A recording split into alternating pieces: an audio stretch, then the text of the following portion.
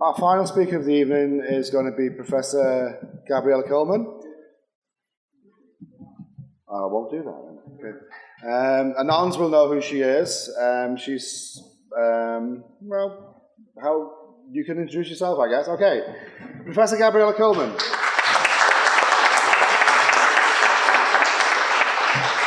Thank you, Peter. A quick announcement. So after I'm done, we're going to show this film, right? We are, within the time constraints we've got, yes. Which is what? Apparently, we're okay. Okay, great. Just let me say something briefly about the film. It's called We Are Legion, and it's a full-length feature about the rise of Anonymous, and actually a huge portion of it concerns the rise of Chanology and Scientology, and it's very well done. I just ask that no one film it while it's being streamed, because the filmmaker is doing everything possible actually to get a theater run and then release it to the world, and has even walked away from a lucrative deal to do that. And it's an important film because I actually think there's also a lot of misrepresentations about Anonymous as well, and these kind of cleared up, and it's a great film. So hopefully we will get to see that. I'm also going to try to be brief. I was really so glad to be here and humbled and moved by what I've seen, and I think that's in fact what people have spoken about already has been the most important message. So I feel a little bit like a little bit strange ending, but let me talk a little bit about how it is that I got to Anonymous. And I would like to do 3 things. Just talk a little bit about how I fell into Anonymous, which was quite accidental, and it might parallel a little bit about the story about how Anonymous got to Scientology. Then discuss a bit about the role of the internet and activists in terms of arriving at this fight. And then finally, maybe just get a little bit of a sense of where Anonymous is today, which is still fighting Scientology, but also doing a lot more. So I'm an anthropologist who studied computer hackers and open source developers. And while I was doing field work in San Francisco, Scientology would come up quite a bit. And some people who were open source developers were also involved in the fight against Scientology. And perhaps it was the case that they knew someone who had been involved in Scientology, or more often what happened was that during the Usenet era, where there was a very popular news group that was critical of Scientology, many geeks and hackers had been part of that news group. But since it was not related to my field work, it was not about open source, I was like, interesting, but I kind of filed it away. And then, lo and behold, one year I ended up at the University of Alberta in a very, very northern town of Edmonton. And there happens to be Stephen Kent and the largest Scientology archives in the world. And I was like, okay, someone's sending me a sign here. I guess I'm going to start looking at some of the Usenet era protests where people finally started to be more explicitly critical of the Church of Scientology and circulating secret church documents. And I sort of didn't know very much about those protests.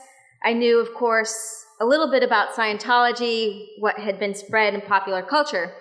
But when I kind of started to dip into the archives, which are housed in an old IKEA, and after I had met Stephen Kent, who had also dedicated a fair portion of his time to studying the cult and exposing it, I was like, oh, I sort of get it now why a lot of geeks and hackers are attracted to protest the Church of Scientology. And I could put it in these terms. So if there was kind of, let me put it this way. A geek or hacker's worst nightmare would be to wake up one morning and have their partner say, oh, honey, I'm actually a Scientologist, right? And why would that be? Well, there's so actually many reasons why that would be. I mean, the most obvious is that Scientology is not only a cult that, as everyone has talked about, is engaged in, ultra creepy shenanigans. It is a cult based on pseudoscience and technology that does not work. And for geeks and hackers, the most important thing is technology that actually works, and there's an allegiance to science, right? And then, layered on top of that is the fact that Scientology is uber proprietary. It is founded by a science fiction writer, and geeks and hackers love science fiction. Scientology is the kind of evil doppelganger of the world of geekdom and hacking, right? And so I sort of was like, oh, I sort of get it. But of course, on top of it is the fact that Scientology, went after its critics very aggressively, including going after, core freedoms related to the internet, such as anonymity and free speech back in the 1990s. So it's not simply that geeks and hackers are just like Scientology is our perfect nemesis. It's that Scientologists also have dared to enter into the realm of the internet and sue geeks, hackers, and other critics who were engaging in circulating church documents and so on and so forth, right? So one of the interesting things was I then started to do this project, but I had to be secretive about it. I was not in the mood to get a lawsuit. And so I would give talks, but I would change the title. I never published about it. I said maybe one day I will, but I was like, I'm not prepared to do that right now. And they went after journalists, academics, and critics, right? And then in 2008, lo and behold, something by the name of Anonymous shows up, right? And it was so fascinating along many, many, many different vectors, because I started looking at it right at the moment where they kind of appeared after that famous Tom Cruise video. And again, Scientology was trying to censor the internet, and that was like a really bad idea. And so Anonymous first starts to troll the fuck out of the Church of Scientology, right? And I was like, wow, this is kind of similar but kind of different to what happened in the past. And I started right then and there. And then, a number of weeks after they were trolling the Church of Scientology, pranking the Dianetics hotline, sending pizzas, taking down websites. It was kind of like hilarious. And I could just kind of expected it like past trolling waves to be a wave. It reaches the shore and goes away. But that's not what happened, right? What happened was that people decided to organize street protests. They showed up. I was there in the one in New York, and it was just kind of fascinating because on the one hand, some people definitely knew what the church had done and its histories. Other people were just like, no, I really just wanted to meet other people from 4chan, the message board from which Anonymous came rolling out of. And so it kind of straddled the line between carnivalesque shenanigans and like serious protests. But really a new political movement, not that trolling has its own politics, of course, but a kind of activist movement around Anonymous was being formed before my eyes. And it was just kind of fascinating because I think it's really important to think about the conditions under which people form a desire to act politically in the world. And there it was happening before my eyes, and it was incredibly inspirational. And also interesting because Anonymous, of course, uses some interesting tactics and was not willing to let go of some of its kind of lulzy, humorous roots as it became activist-oriented.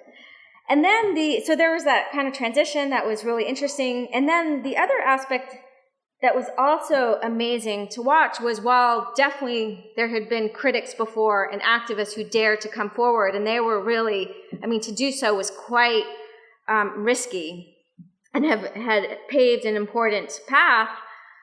Anonymous, because of its numbers, that first day of protests in 2008 in February, there was over 100 cities, so the numbers, the masks, it was just kind of a force to contend with.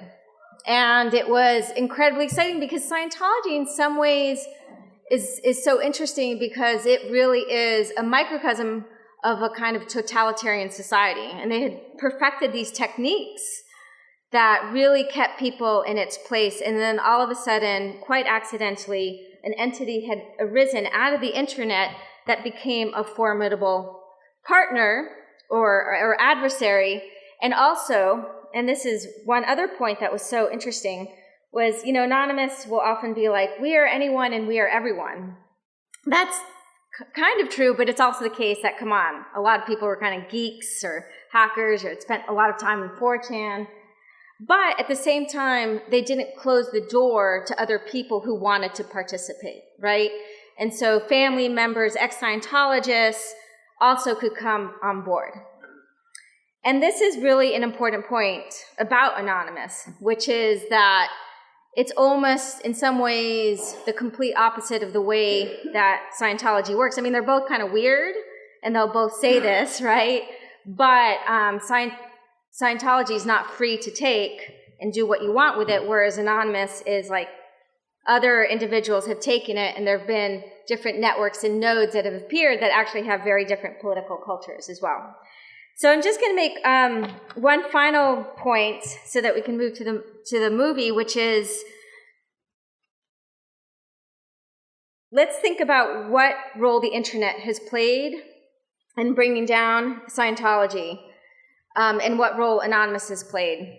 And so one of the interesting things is that the internet is this like amazing, amazing sea, ocean, ponds of information, right? Like whatever you need to learn, it's on the internet. And it's wonderful because you can Google, you know, Scientology and learn quite a bit. But often that's not enough. That's not enough for a couple of reasons. Well, one of which is, first of all, there's just a lot of noise out there, and there's a lot to learn, and there's a lot of different paths and roads that you can take. And in some ways, what Anonymous, or why it has been so important, is that it has channeled the existing information about Scientology and has delivered it with a big bang, like a spectacle. And it's been able to attract media attention. It's created really good videos and propaganda. And this is important. Exactly. And I think it's always been important. You need good stories and good narratives to get people's attention. And then I would say, given the fact that we live in, you know, seas and oceans of information, you need it even more so today. And both Scientology and Anonymous are really good at spectacle, you know? I mean, they kind of share that. It's almost, they're both kind of unbelievable in their own sort of way. The difference is that, again, there can be ethical spectacle and there could be very unethical spectacle.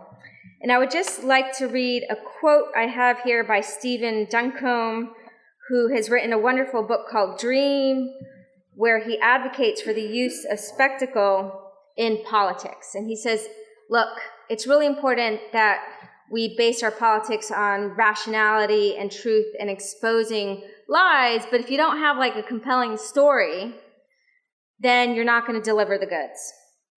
And so he defines spectacle as follows. He says, spectacle must be staged in order to dramatize the unseen and expose associations elusive to the eye. And I would say that that was what Anonymous was quite good at. And they've done so in such a way where they conjoin the wonderful mass that we see here with the pamphlets that expose the lies of Scientology and have conjoined fantasy with kind of truth and exposing the lies of Scientology. So I think I'm going to leave it at that, just because I think the movie has a lot more about the role of Anonymous, where they came from, and where they have gone since engaging in protests against the Church of Scientology. Thank you very much.